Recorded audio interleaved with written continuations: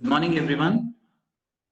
From the Department of Life Sciences, Acharya Bangalore Preschool, we are hosting this webinar, and I welcome all the participants for this webinar. Well, the topic that we are going to see today is nutraceuticals for enhancing immunity. Well, most of us would be hearing this word. It has become buzzword now, particularly in the post-COVID world, about immunity, immune enhancement, immune boosters, right? Basically, what is immunity? What is immune system? And what is body defense? Well, probably the presentation which we are going to see, or what I'm going to talk, would be most of it would be with certain scientific jargon. So I want to keep it as simple as possible so that it should be reachable to the heterogeneous group of participants. Well, if you have any doubts or if you find any scientific terms to be difficult, please put it on the chat box, and with my little knowledge, I'll try my humble effort to try to convince you, right? Well, let's see what's immunity. We know that living well and maintaining a healthy immune response in human life can sometimes be quite challenging. In fact, the immune system is the body's defense against various infectious organisms and invaders. It is a complex system of cells, tissues, and organs, and they together protect the body from infection. The human body provides an ideal and a very conducive environment for the growth of various pathogens like viruses, bacteria, parasites. It's a very comfortable environment with blood, serum, all the media being there. And immune system, in fact, prevents and limits their entry and growth to maintain optimal health. Now, through a series of steps, what we call it as immune response, these cells and organs of the immune system, they try to attack the organism and substance which will invade the human body and try to protect us from the disease-causing organism.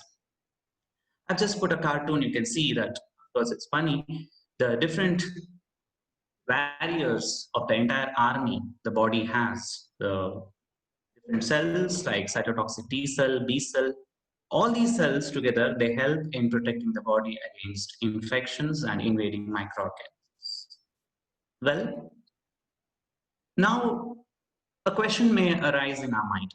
Since we have an army with us, we have an immune system, why are we susceptible to infections?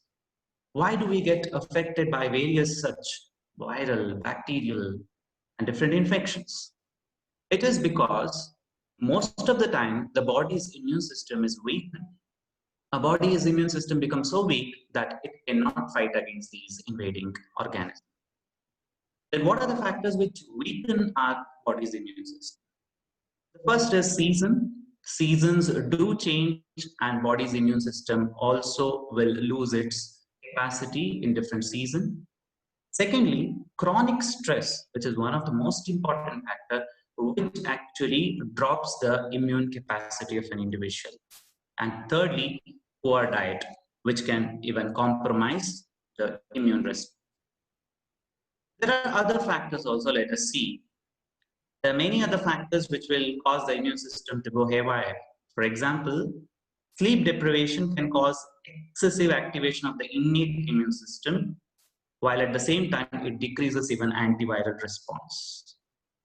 Research has also shown that those people who have high stress levels also have reduced antibody response even with vaccinations. That is, people who have already taken vaccinations, assuming that they are protected against various such diseases, can also be susceptible because it has seen that with high stress levels, there is a poor antibody response even in vaccinated individuals.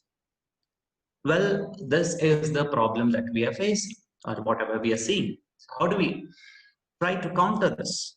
What are the different factors available wherein we can try to boost up our immune system, wherein we try to strengthen our immune system, our own body's defenses? Yes, there is an answer. We have various such methods. Let's see. What we eat matters to be strong. What we eat makes us strong. So today our discussion will be more on things that we eat which makes us strong. In very simple language, I'm saying that what we eat actually boosts up the immune system. So let us see what we can eat so that our immune system becomes stronger. Fine. As Hippocrates says, I want to quote this, that let food be thy medicine and medicine be thy food. In fact, Hippocrates, father of medicine, almost 2,500 years back, established the relationship between food, that is, uh, importance for the treatment of various ailments, with food. And he actually said that it is not just the medicine that we take, it is food itself can be used as medicine. Today, this concept has come up, the new concept in the 21st century, as the concept of nutraceutical. In fact, nutraceutical is a synthetic word wherein they have taken nutrient and pharmaceutical. It's a combination of these two words, nutrient and pharmaceutical. It is a food supplement that has a very important role in maintaining the healthy body and provides necessary supplements which are required for various metabolic processes and to regulate the body function, which will also prevent from various diseases also. Well,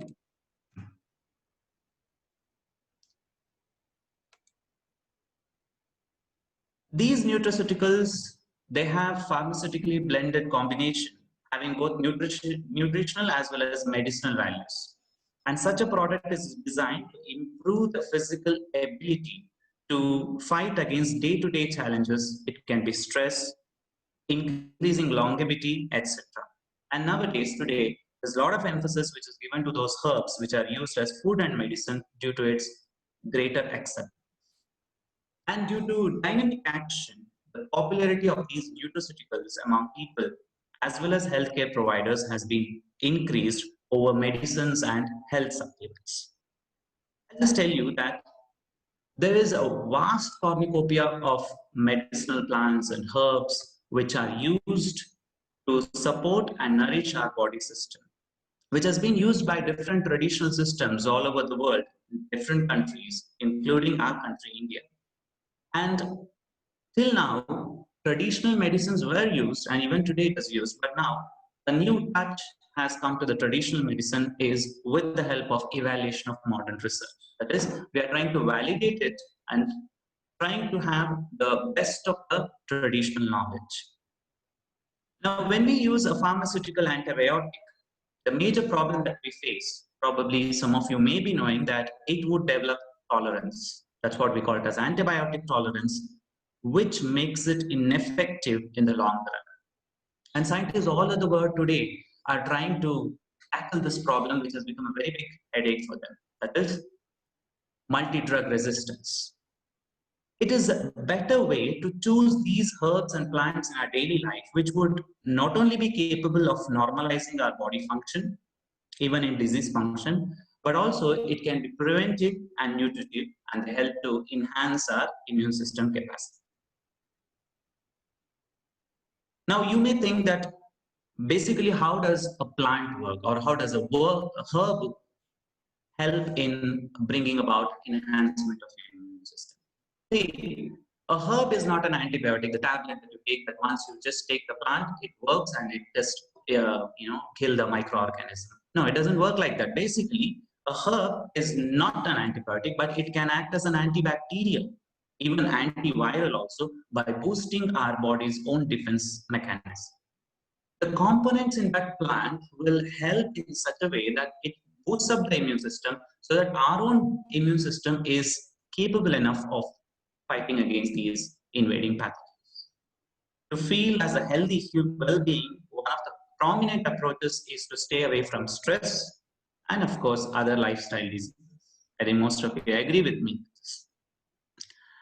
Well, I have a few herbs and foods and minerals that I have selected. Of course, this is just the tip of the iceberg. There are various and various such things. I've just collected this from some research uh, papers and research reviews. and I would like to present here, which can be used during infection or it can be used as a preventive medicine also. Well, we start with that. The first one is Triphala. This is the most revered tonics in Ayurveda. Tonic is something which is adaptogenic, which is helpful in restoring the body's normal health states. This is a combination of three important herbs, that is Terminalia bellerica, Terminalia chibula, and Emblica officinalis. For people finding these scientific terms difficult, they are nothing. It's just the botanical names of these. It is the common Indian gooseberry, that is Emblica, and the other two are myrobalance. All these herbs act as a nutritive tonic. Triphala benefits almost all the organ systems of the body, particularly skin, liver, eyes, digestive and respiratory system. And the most well-known uses of this is immunomodulation. It modulates the immune system. It is antibacterial, anti-mutagenic, adaptogenic, and various other properties which are well established. Well, in this picture, you can see the Indian gooseberry.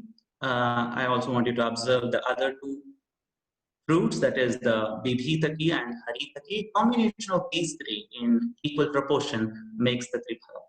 And recent extensive research has regarded it to be an extraordinary preparation with huge benefits of adaptogenic property as well as immunomodulation. Hope I am audible. We'll move on to the next component, that is turmeric.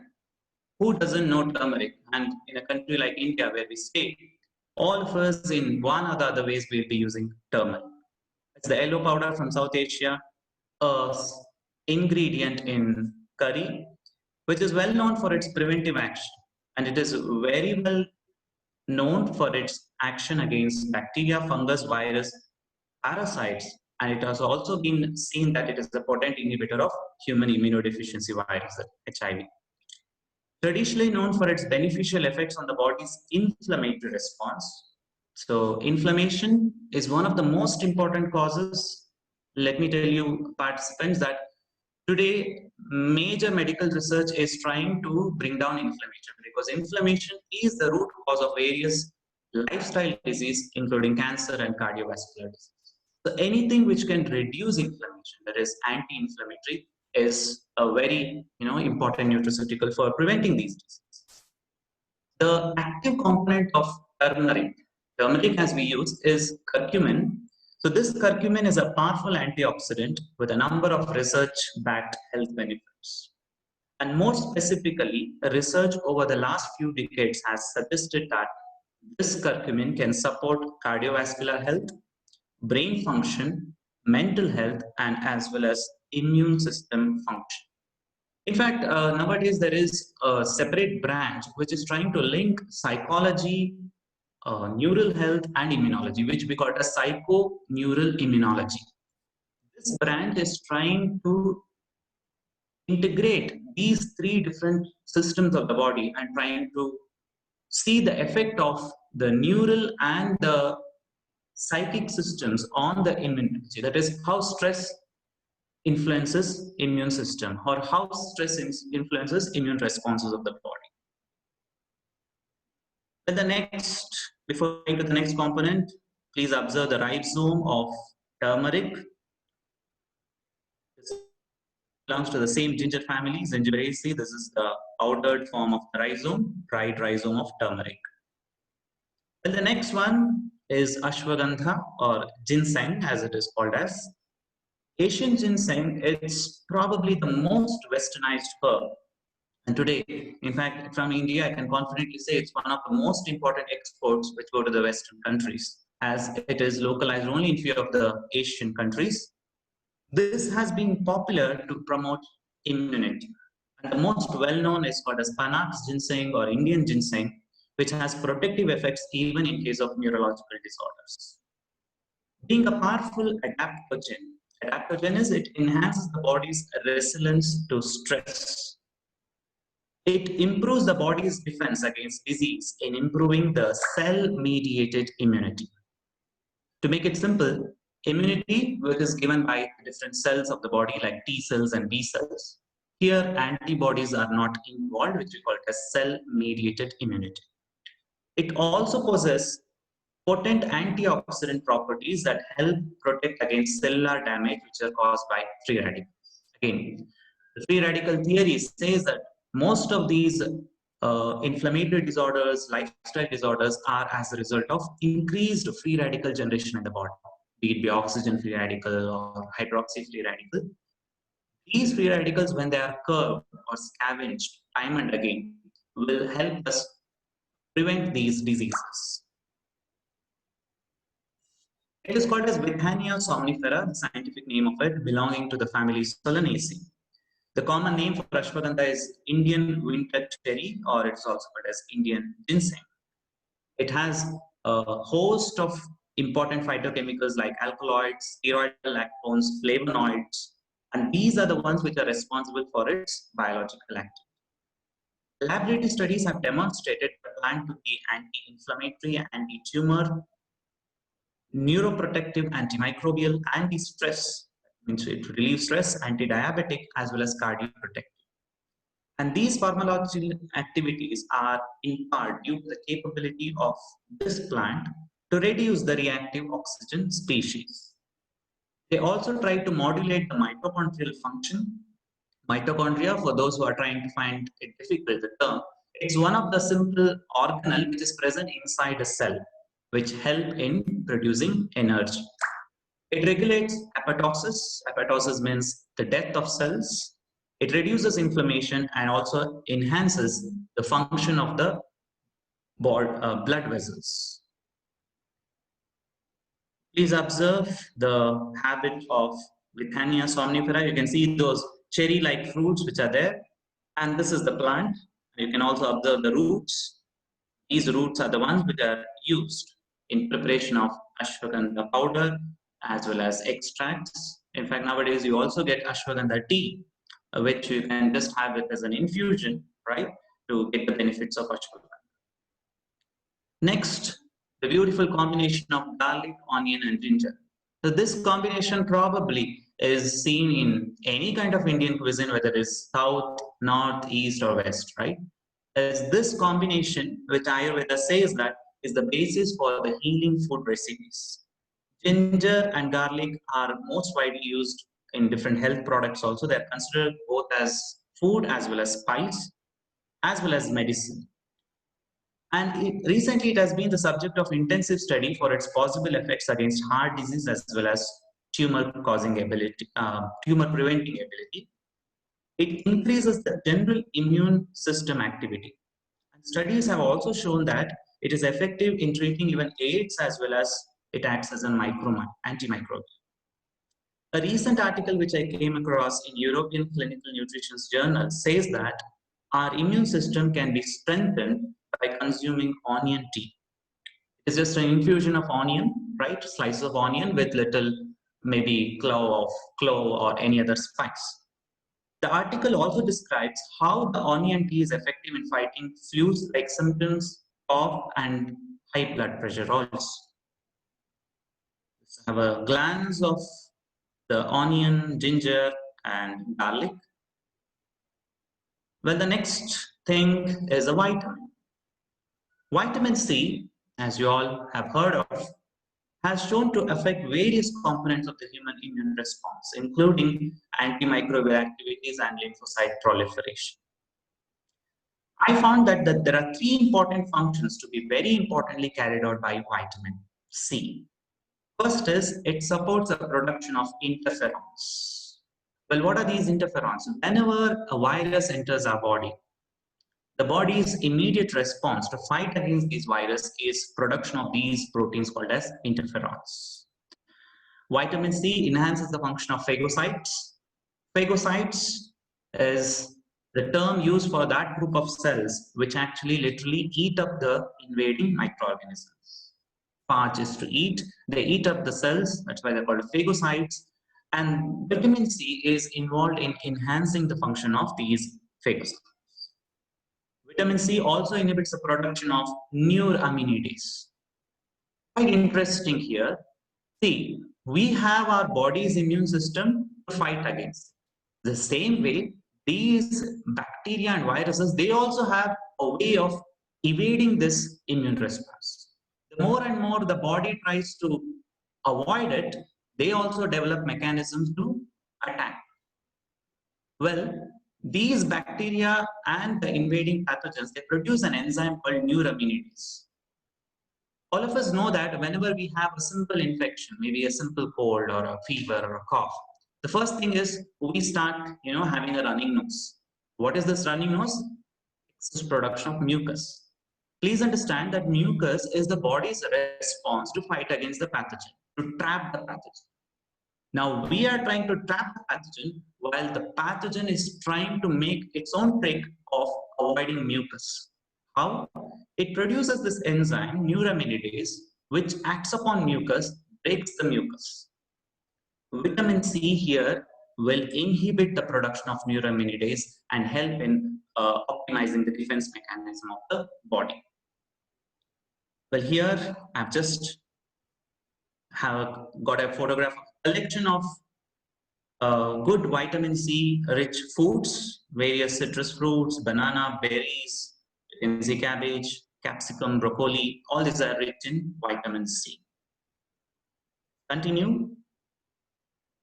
Zinc, an important mineral, in fact. Well, most of us think that malnourishment is something, the very word, we think that it is only related to economically poor section of the society who cannot even afford having food, or food scarcity is malnourishment. But the exact definition of malnourishment, according to nutrition, is not having a proper diet or not having a proper intake of all the nutrients which are required. The so-called urban, economically well-to-do society is also facing the problem of malnourishment because their food majorly consists of junk food and it is not well balanced with all the nutrients. One of the important micronutrient which is deficient in Indian population, as the statistics say, is zinc. Unfortunately, zinc is so important, but it is deficient in Indian population nowadays, particularly the city-bred people. Zinc is a bluish-white lustrous metallic element, and it is an essential component in maintaining the integrity of the immune system. And inadequate zinc intake has shown various adverse effects. The deficiency of zinc has been associated with an increased susceptibility of infectious disease, including viral infections. And studies have shown that the zinc status of an individual is a very important factor which can influence the immunity against viral infections. While zinc deficient populations have been shown to have an increased risk of having infections with HIV as well as hepatitis C virus. Zinc is also very crucial in the normal development and function of cells, which mediate the non-specific immunity, as neutrophils as well as natural killers. And whenever there is a deficiency of zinc, it also can affect the development of adaptive immunity. Okay, there are two branches of immunity, adaptive immunity and the non-specific immunity. Both are important to protect our body from invading pathogens. Well, let's see. I've just put a picture of zinc-rich foods, pumpkin seeds, chickpeas, mushrooms. Yogurt is a very important food which is rich in zinc. You can have it. Spinach as well as garlic. Let's see the next component, probably the last component, selenium. Selenium is an element which is related to sulfur and tellurium, and it occurs in various allotropic forms. It is incorporated into a number of selenium-dependent antioxidant enzymes. Enzymes, to be very simple, is a protein which brings about a reaction in the body, a biochemical reaction. They're also called as selenoproteins. Low selenium status has been associated with an increased rate of mortality, that is death rate, poor immune function, decline in cognitive function, while a high selenium concentration has been shown with great antiviral activity. And these selenoproteins include glutathione peroxidase, which is an enzyme, which offers antioxidant protection against free radicals as well as other damaging reactive oxygen species. As such, there is much potential for selenium to influence the immune system, strengthen the immune system. Now let's see the foods which are rich in selenium. We have the fruits like kiwi, avocado, and of course again broccoli, cabbage, and all those vegetables belonging to the crucifery family, the mustard family, asparagus, brinjal, as well as cauliflower. They are rich in selenium. But that was just few of such examples that I took to tell you that yes, we have solutions in nature for boosting up the immune system. To summarize and put everything in a nutshell, what I was telling you all this while, considering the current pandemic of COVID-19, where in fact there is no such preventive and curative medicine available, the only option we are left with is to have a healthy immune system, and it is a very important weapon against not just corona, any such viral infection in future. There are several vitamins and trace elements which are essential for the normal functioning of the immune system. And furthermore, supplementation of these have shown positive impact for enhancing the immunity in viral function. In addition to these micronutrients, there are various plants as well as probiotics like birds or whatever probiotics available in the market. They also have been effective for treatment and prevention of various viral infections. And these nutraceuticals and probiotics have also shown a supportive role in enhancing immune response. As I said, that nutraceuticals are products that claim physiological benefits against chronic disease. And usually these are isolated nutrients, herbal products, dietary supplements, genetically engineered designer foods, specific diets, processed foods such as cereals, soups, and beverages. Nutraceuticals can be anything. It's just a term given. It can be as simple as the turmeric milk, which a grandmother can give at a home, to the most, branded product which is available in the market. It is just that the food acting as medicine. That's all. Some nutraceuticals have shown promising results in enhancing immune function. A very recent study by McCarthy et al. Has reported that nutraceuticals can help providing relief to people infected with encapsulated RNA virus. I repeat, encapsulated RNA virus, the much discussed coronavirus. This is an encapsulated RNA virus, such as influenza as well as coronavirus, by boosting up immune response. Well, to conclude, I could say that a healthy diet is the best way to maintain a strong immune system. But nutritional supplements are a convenient and easy way to ensure that the nutritional needs are met. While nutritional strategies are helpful in enhancing immune health, they are certainly not infallible. Now, the research data compiled here suggests that increasing our intake of such immunity enhancing dietary factors, it represents a very effective strategy for optimizing the immune function and overall health and keeping us away from viral infection. In light of the global health crisis, I hope this discussion would have been quite appropriate. And I also request all of you to keep your efforts on to maintain optimal immune health. These were a few of the references which I had used for compiling this data. Thank you for your active participation. And if you have any doubts, please put the questions on the chat box so that I'll make my humble efforts to convince you, if at all I know about those concepts.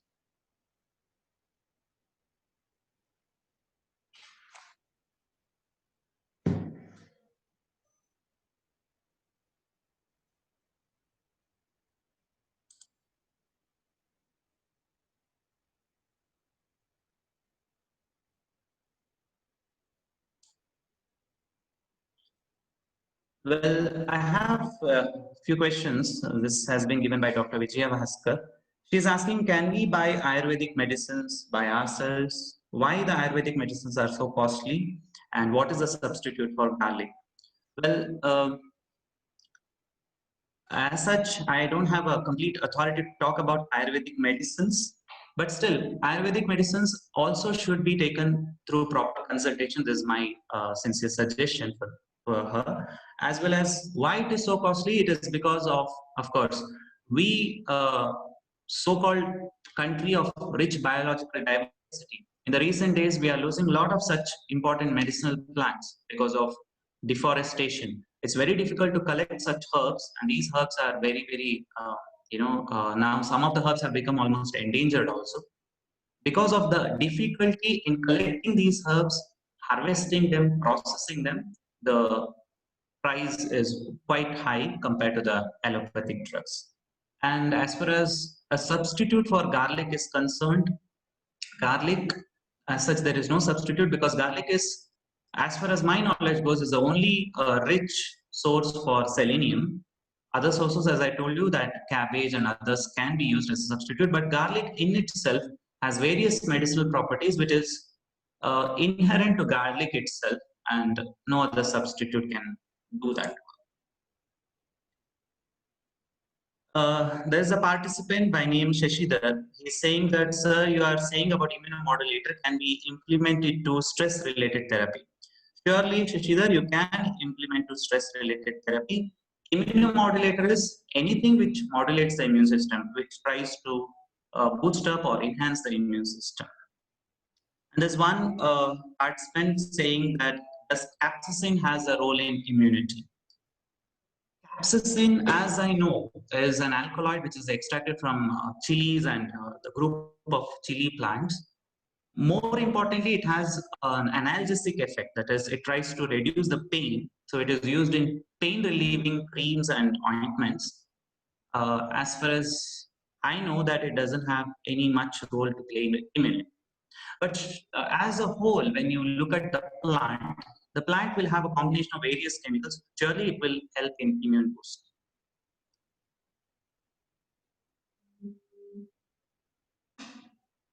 Okay, there is one question who says that the foods we discussed are good for immune system, but the way of cooking may affect the nutrition. So I want to question how much can we consider while consuming food? So that's the reason I told you that consuming as food is a safe method instead of consuming a tablet or a medicine or whatever, where dosage becomes an important factor. Since most of these foods contain very small amounts of the nutrients which I was mentioning, the safest method is to just cook the food and have, even though it is in small amounts, micro amounts. A regular consumption of this will be sufficient enough for the immune system to boost up. Well, what about synthesis of these chemical in artificially? Do they have the same effect? There's another question. Uh, Synthesizing chemicals, yes, we can do when we know the structure, that is structural chemistry, we can take the help of it. And we can do, in fact, there have been options of synthesizing, there have been efforts of synthesizing such chemicals and being using as nutraceuticals.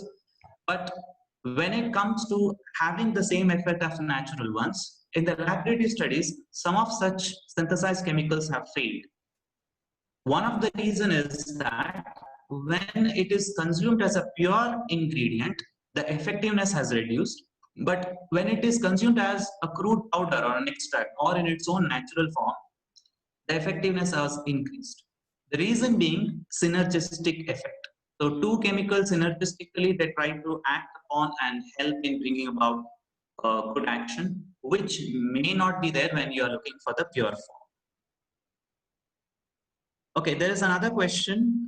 Sir, can immune compromised people use these nutraceuticals for improving their immunity? Well, immune compromised people, first of all, immune compromised is they are compromised because of the intake of certain drugs like immunosuppressive agents. For example, let me tell you that there is end stage renal disease patient. He or she is supposed to use immunosuppressive agents because they are ought to get infections and they are forced to take immunosuppressive agents. That means we are forcing them to decrease their immunity. So there is no point in such people using nutraceuticals to increase their immunity. However, nutraceuticals are a safe bet wherein it helps in providing some amount of protection against infections for them also in such cases.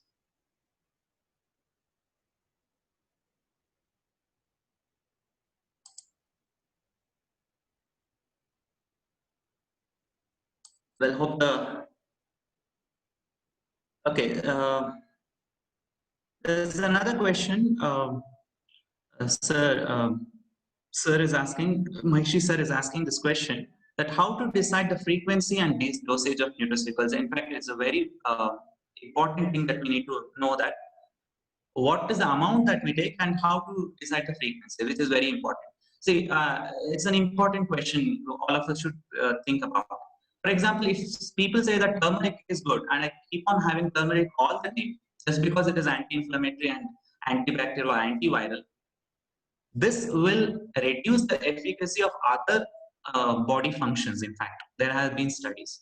So, a proper way of using this is either by having a knowledge about the nutraceutical, the active component of it, the active form of the nutraceutical that is being taken, as well as advice from proper nutritionists. Not just taking too much of anything can be a harm. Fact, Sushma is also asking the question that does intake of too much vitamin C will affect in adverse way? Anything in excess will surely affect in an adverse way. There has to be an optimum that has to be stricken with the intake of such nutraceuticals. That's the reason when it is taken as the food itself, like for example, we have a fruit.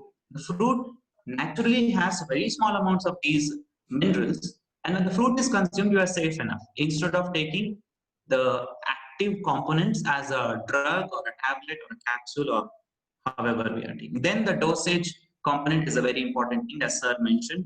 We need to think about it.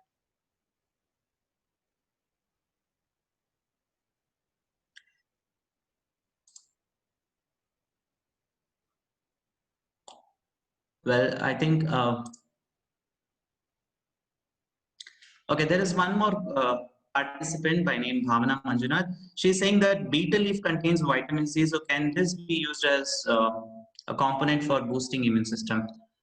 Yes, anything which has vitamin C can be used. In fact, betel leaf has been used traditionally. Betel leaf is also used, as I know, as a postpartum therapy in case of lactating mothers to increase. It is a galactogog. In fact, it increases the milk production in lactating mothers. It is also having good amount of vitamin C, protecting the lactating mothers from infection. It can be used. Betel leaf can be used. In fact, betel leaf juice has been implicated in various such ailments also.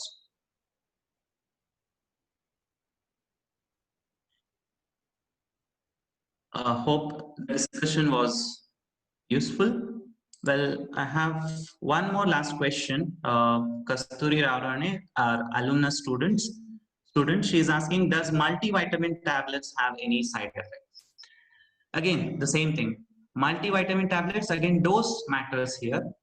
Taking too much of multivitamin tablets is also not going to be useful in any way, because multivitamin tablets can lead to, that is excess of such can lead to hypervitaminosis, and too much of anything can lead to either nullifying the effect of previously existing such important chemicals in the body.